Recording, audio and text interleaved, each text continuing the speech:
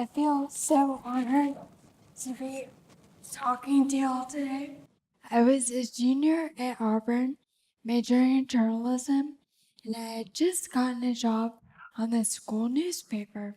So I had taken some interviews on my recorder for an article that was due, and then one weekend I decided to go home to visit a friend of mine.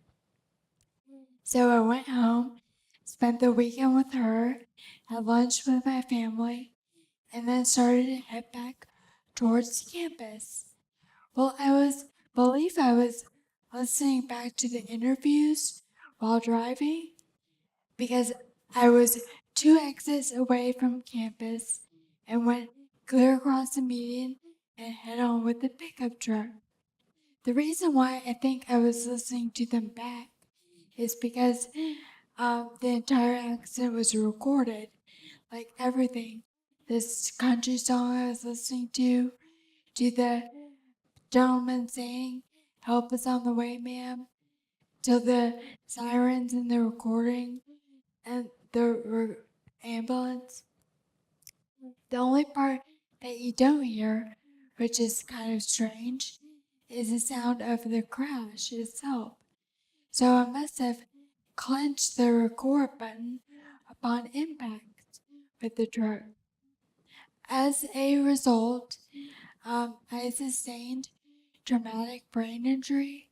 I had diffuse axonal injury, which is where the brain shears or tears, and I was in a coma. I did the damage to the left portion of my brain, and my entire right side was affected. So to this day, I can do minimal amounts with my right leg and nothing with my right arm. While I was in that coma, I got transferred to Shepherd Center in Atlanta. It's a brain and spinal cord injury hospital, and I was there for about a month.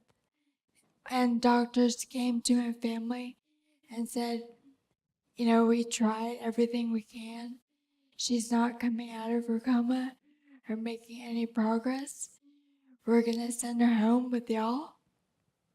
My family was shocked, and doctors reassured them that sometimes when a patient goes home, certain scents and sounds can bring them right out, and that's exactly what happened to me. So one day I was just lying around my bed as usual, and my sister came in and started playing Bible songs, and I started mouthing along to the words. Then another day, my father came in my room to stretch my right arm. Well, the pain was so intense, and I had no way of verbalizing it. So he started stretching my arm up like this, and I started to lean down towards his arm and just bit the heck out of him. So he said, "Look, Molly, next time, just tell me to stop." So the next time he came in my room to stretch my arm, I mouthed the word "stop."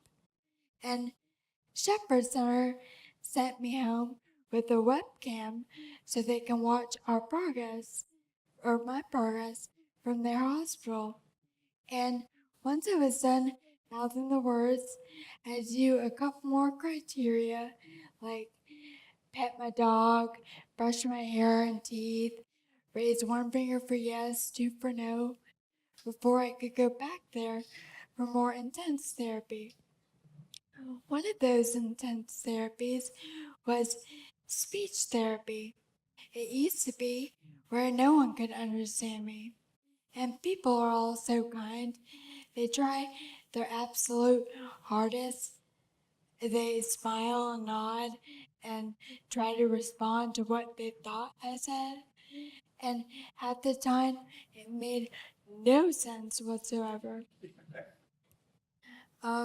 Another part is, so I had to go through a bunch of articulation and pronunciation exercises to get my speech sounding kind of normal.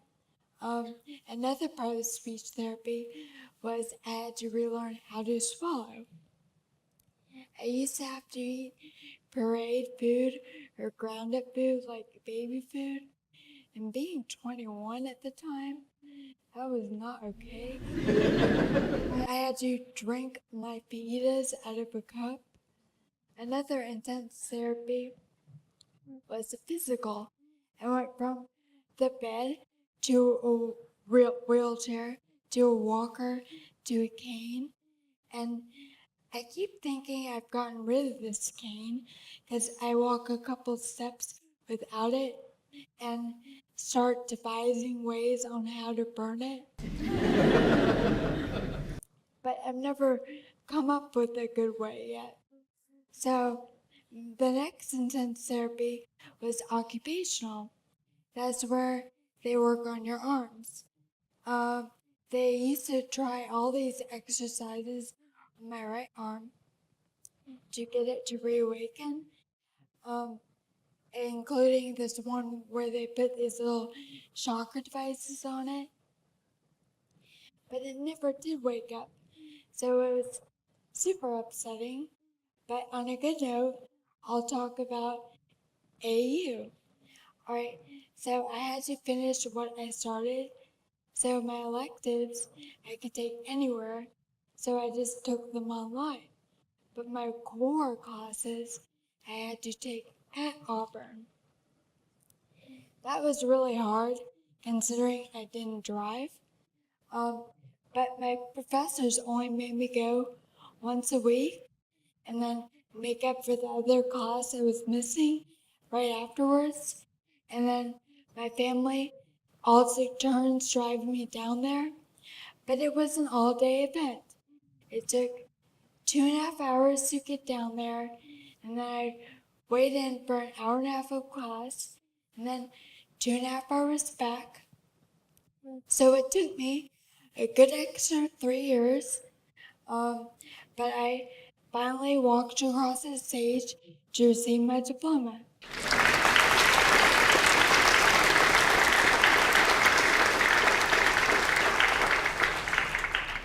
Then it took another 3 to find a part-time job. And I was there for about 10 months, and I started to get an idea. Why not use experiences to help others avoid all this fun and exciting stuff that I had to go through?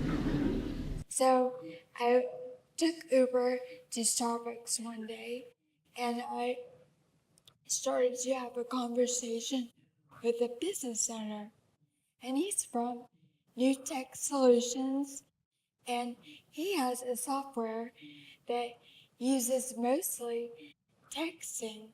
And what he wanted to do was say, you can text us, but just not while you drive. So he said to me and my other business owner can help you create a public service announcement. They are both called A Second Later, and you can find them on Facebook and Twitter. It's just A Second Later, one word. I thought that New Tech also helped me create a nonprofit motivational speaking company. It's called A Second Later. I talked to many schools because it's important to get my message across as their new drivers. I also talked to the legislation to try to help them adopt a new bill that makes people go hands-free. I've talked to the Medical Association of Atlanta and Georgia.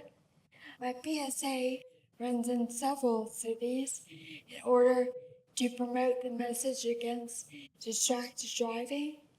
If I can just save one life, then all this hard work will be all worth it. There are many ways people can become distracted. It wasn't a text in my case, but it is in many. It's been a decade now, and my life so revolves around this wreck. I think about it 24/7. I don't want to, but I've got to. So we all see people driving distracted every day of our lives. So let's agree that what's on the books is not working. I mean, how many people are we going to have to see die or become permanently disabled before the law is changed?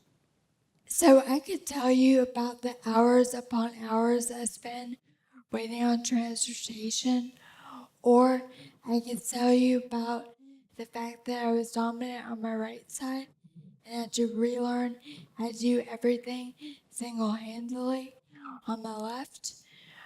Or I could tell you that I used to have such a passion for running. It gave me so much joy and freedom. And unless technology keeps going at the rate that it has been going, I will never run again. I think that the penalties for distracted driving should be made so severe that people will never forget the day they drove distracted. What are y'all gonna do? Are y'all gonna focus more on the road? Are you gonna put all your electronic devices out of reach? Are y'all gonna put both hands on the wheel and buckle up? It's a choice. Please make the correct one. And in 2015, 3,477 people died due to distracted driving. That was like the size of my high school. Thankfully, I was not one of the ones who died, but I was one of the 390,000 that were injured. It's not worth it. I don't know how to be more straightforward than that. My hope is that you all drive as safely as possible and live happy and successful lives.